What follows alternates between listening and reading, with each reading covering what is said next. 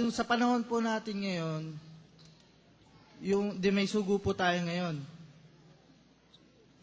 Bago po dumating si Jesus Christ, yung po bang sugo sa panahon natin ngayon, magpaparamdam po ba dun sa sugo? Si Jesus Christ sa sugo ngayon? Oo, alam nung sugo ng Diyos, yung pagdating kahit hindi niya alam eksakto, mararamdaman niya kung ano yun. Sinasabi sa 24 yun ng Mateo. 45, kapatid na Willie.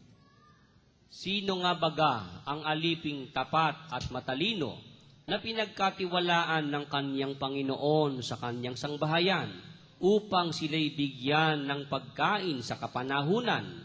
Mapalad yaong aliping kung dumating ang kanyang Panginoon ay maratnan siyang gayon ang kanyang ginagawa. Ayun. Meron talagang ang ginagawa niya yung ayon sa sinasabi ng Diyos. Mapalad na alipin yun. Maramdaman niya, bibigyan niya ng pagkain sa kapanahunan. Alam niya ang kapanahunan. Salamat po.